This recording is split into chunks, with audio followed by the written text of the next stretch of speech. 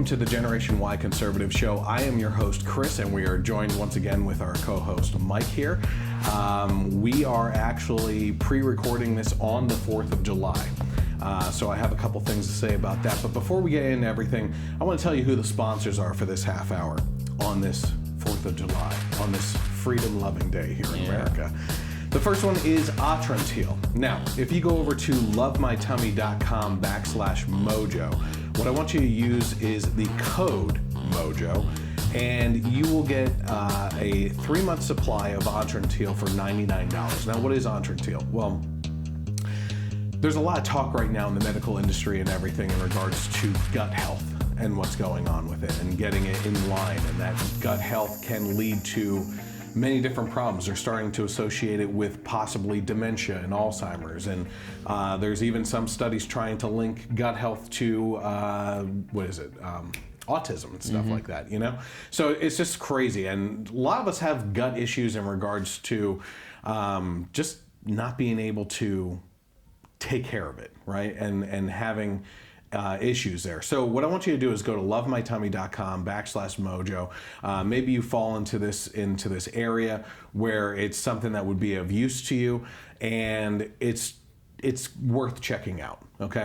Again, go to lovemytummy.com/mojo. Use the code MOJO for a $99 3-month supply of Atrantil. This half hour is also brought to you by Nostalgia. Now, to find where Nostalgia is, go to mojowildrice.com, and there's a code there for you as well, Grill10. Now, what I really like about Nostalgia is all of their different sampler packs and everything. I mean, it's amazing. I'm looking at the website right now here, and there's a grilling sampler pack. There's a gift box that you can give to people. Are you a blueberry fan? Yeah. Okay, I'm not a blueberry fan, but there's a blueberry lover sampler pack. So if you really like blueberries, there's that as well. There's a 4-pack of beer jelly sampler. That's kind of cool. You ever have bacon jam? Bacon? No, but it sounds amazing. It is. But then again, you can put bacon in any, That's true, whatever, and it'll sound amazing. Yep, and okay. So they don't have bacon jam yet. Okay. But there's a pepper jam sampler. There's even a wild rice sampler pack and everything as well. So, it's just a lot of really cool things. There's recipes on the website. It's a really amazing company. They go all out in regards to their clients and everything, and getting them not only the product itself, but also how to cook that stuff, which is helpful, because if I had a bunch of ingredients for something, I wouldn't know what the hell to do with it. Yeah. You know what I mean? So use the code GRILL10 and get your discount there as well from the Mojo people. All right, this is the Generation Y Conservative Show.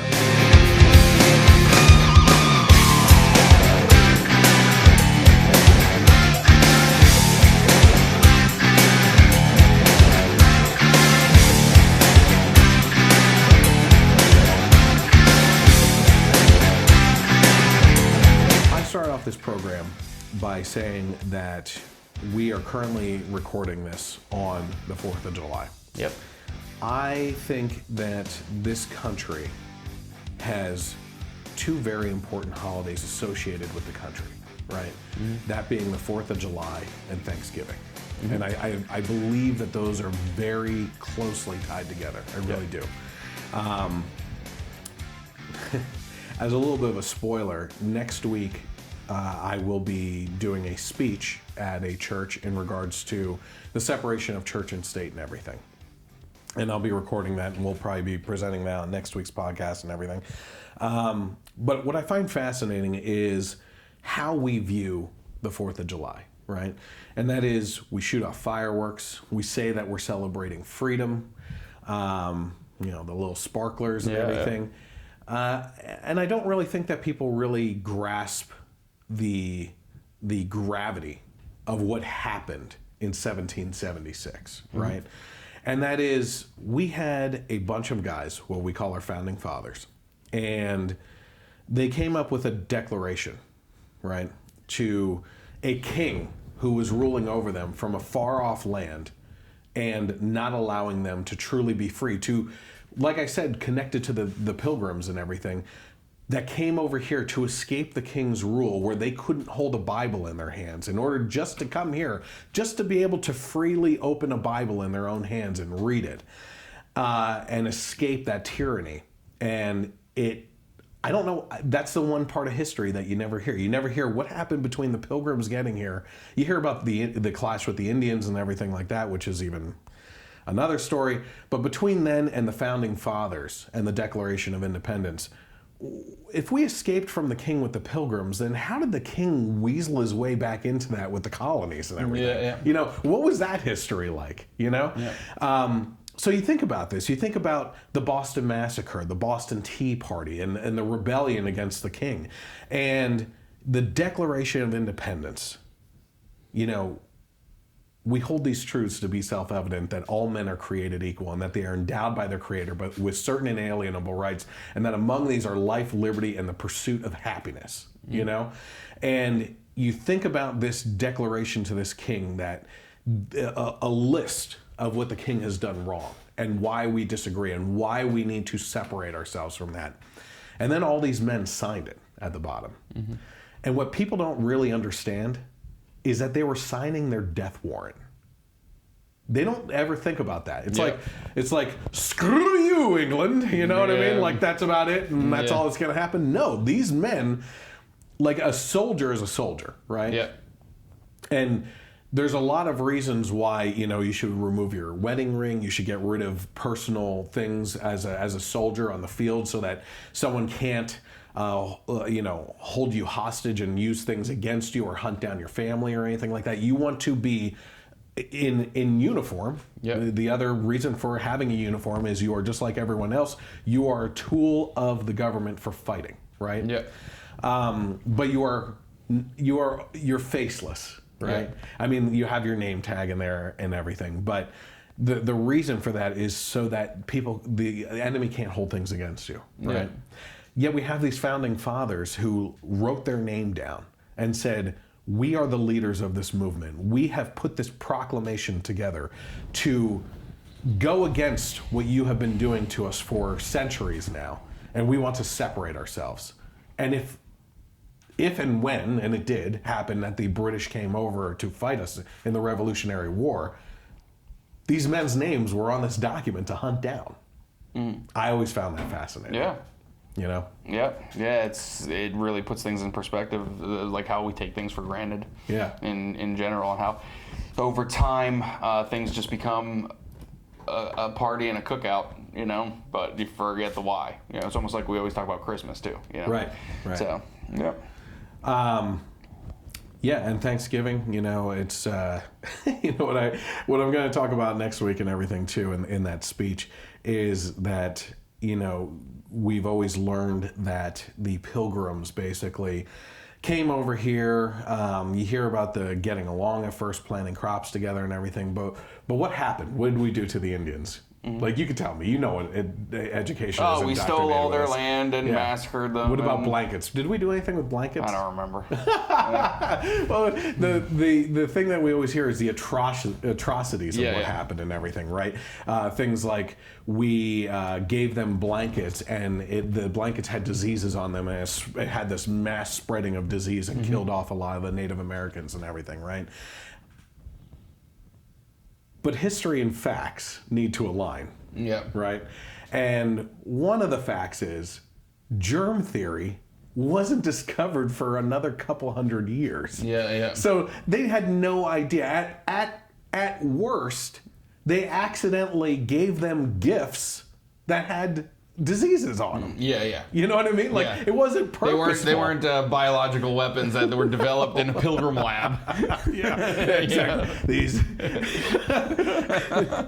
Oh, I got something on my buckle shoe. Yeah. So, yeah, I just find that stuff fascinating. Okay, listen, we have two very big things that we're going to get into today. Can you run to the Mayflower and get my hazmat suit? Working on a dirty bomb blanket. A dirty blanket. Oh man, geez. We have two big things that we're going to get into today. The first of which is the New York Times. the first big one. We have one topic before that too. The first one is the New York Times put out this op-ed video. Did you hear about this? Mm-mm.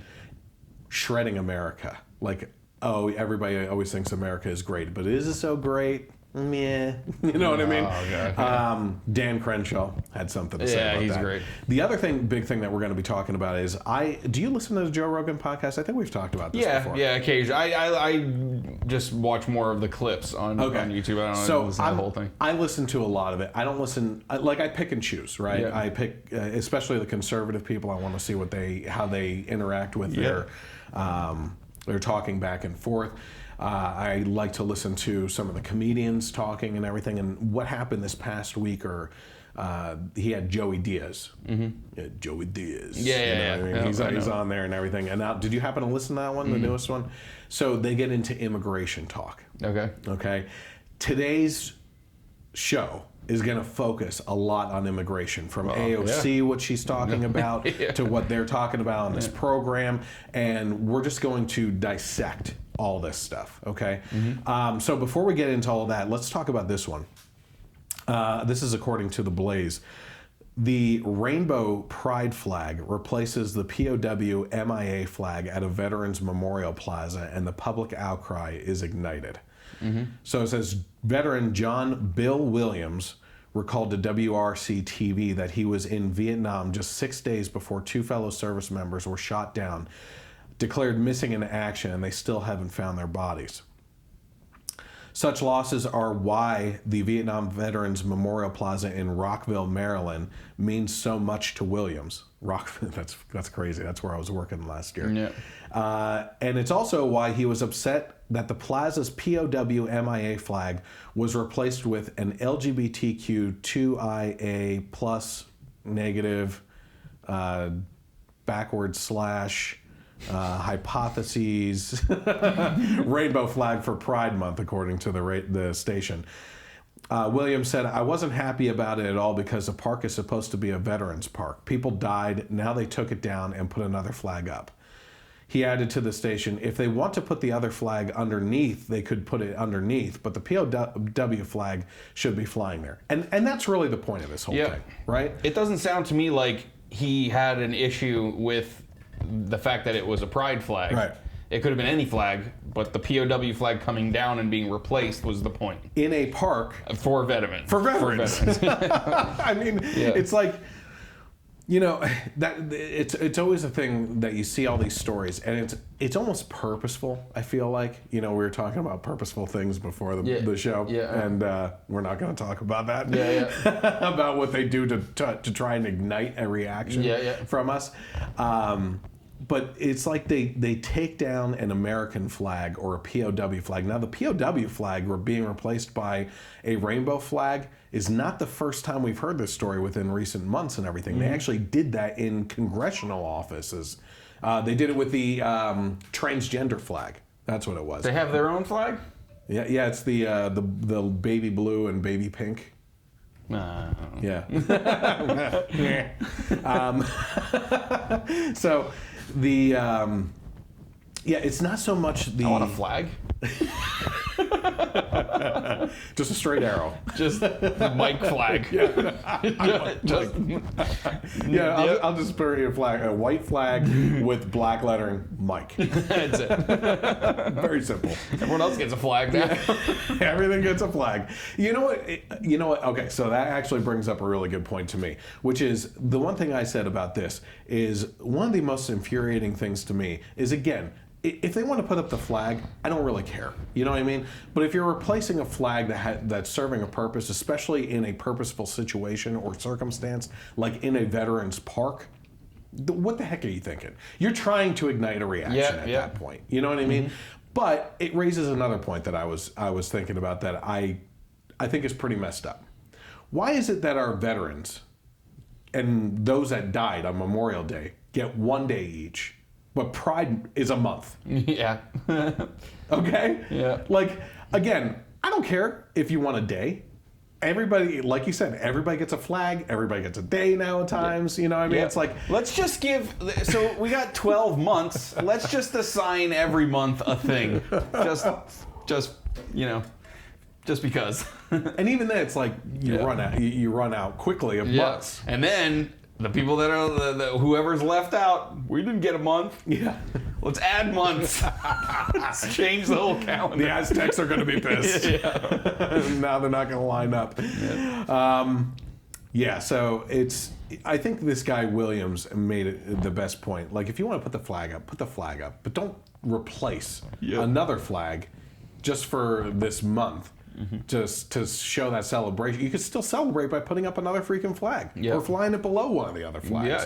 You know, I take a very libertarian stance anymore on the LGBTQ plus issues. Like, if you're not interrupting my life with things, do whatever you want, forcing it down my throat, do whatever the heck you want. But if you're going to be stepping on the reputation or celebration or remembrance of another group, that's messed up. You know? No more to say about that. It's all about the hierarchy of importance, you know? Straight white male, you're at the bottom of the list. Straight white Christian male, you're at the bottom. I mean, like, just forget it. No month for you. Oh my gosh. You get all the months. That's the argument.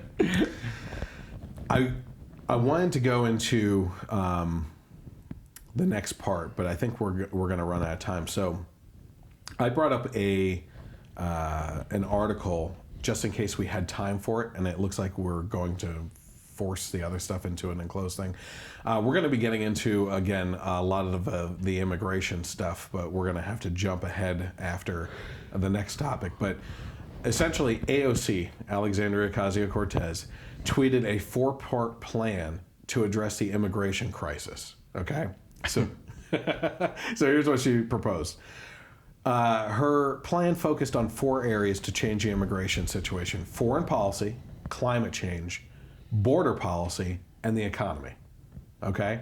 So on foreign policy, she proposed that the U.S. resume humanitarian aid to countries where immigrants are fleeing from. I am not opposed to helping out other countries, but here's the problem. We get into this pissing match between each side of the political aisle on who we should or shouldn't be helping all the time, and where our money's going. Should we be helping, Tibet, like the people in Tibet, right? Or should we be helping some countries in Africa where they need water sources and stuff like that? And you get into these, like, we shouldn't be spending money there, we should be spending it here, and each side has their thing. And in the meantime, we have a bunch of homeless people on our streets. You know, what are we doing? We're trillions of dollars in debt right now. Right? And yet we're arguing about helping other countries with humanitarian aid. Let's get our own crap in order and help our own people out before we start helping other people out. You know, we're going to talk about, I had you look up some statistics on what is considered poverty here and in other countries and everything. And we'll get into all that when we talk about the America video, that the Criticizing America video. But my word, we have a lot to worry about here and get in line and get into the black, so to speak, as far as being in the red right now, before we start throwing money elsewhere. Like, if there's a humanitarian crisis like genocide or something like that, where we need to intervene to save a lot of lives, you know, we can always be saving lives everywhere. We're just that's the whole concept of spreading the butter too thin on the toast. You know what I mean? But we only have so many resources. You know what I mean? Anything on that?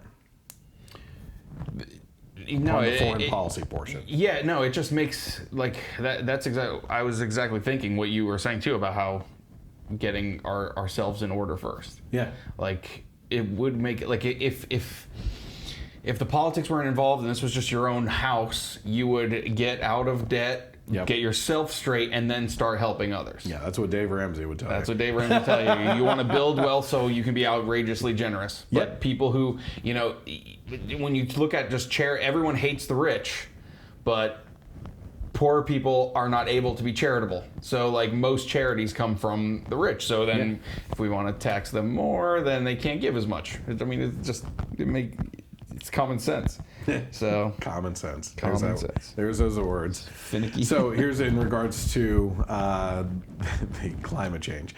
She brought up her Green New Deal, which went over like a lead in water, as another way to prevent the need for mass migration from Mexico and Central America. She said there's a broad consensus from military to activists that resource strains like droughts and famine and natural disasters are drivers of refugees. People are fleeing places that were once livable and are no longer. It will get worse the longer we do nothing. Gotta bring in climate change to everything. I like this chick puts climate change as the reason for almost every single thing that she proposes, right? And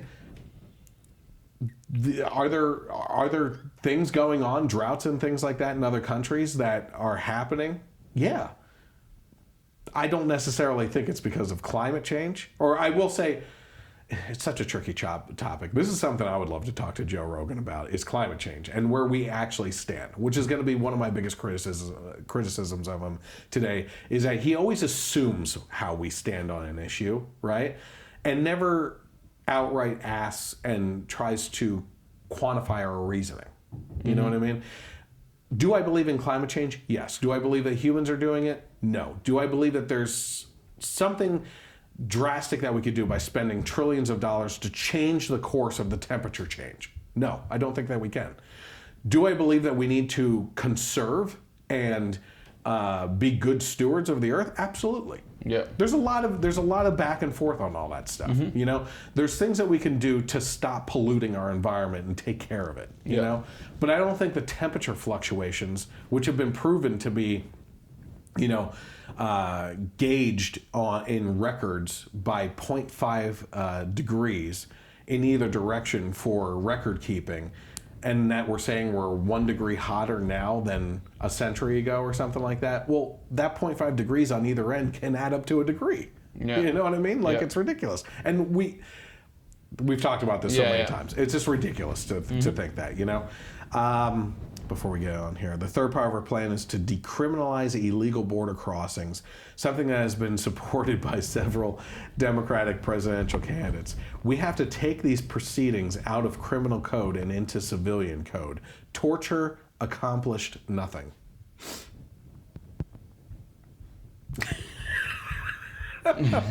She just... I can't take her seriously. No, you can't. Like, wait till you hear what she says when we get to the video of it too. Oh, I can only imagine. It's insanity. We have to we have to decriminalize illegal border crossings. Yeah. So we have to make border crossing legal. Yep.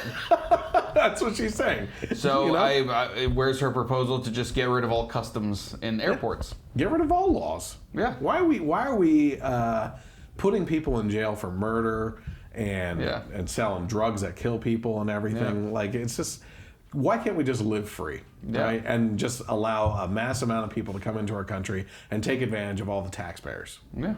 That would be great. That would be paradise, wouldn't it? Just let them all in and give them all health care and everything's good. And on the backs of the American people. Yep. That would be fantastic. Yep. Her fourth proposal focused on improving the economy of the United States. Although it's not clear how this part of the plan deals with what's going on at the southern U.S. border. She said, we need large-scale public investment to spur job creation for citizens and immigrants alike.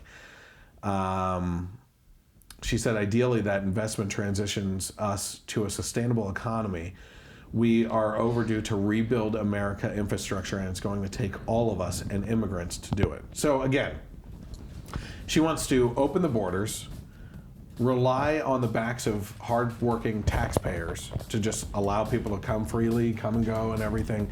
And then we just need to invest even more of the money that we don't have into creating jobs for people to work to support these people that are freely coming and going. Like, she said, the focus on her fourth part is improving the economy. Everything she stands for is going to destroy the economy. It's ridiculous, you know? Yeah. So, we're really going to get into it. We're going to talk about that America video criticizing America from the New York Times and everything when we get back. Stay tuned. We'll be right back after these messages.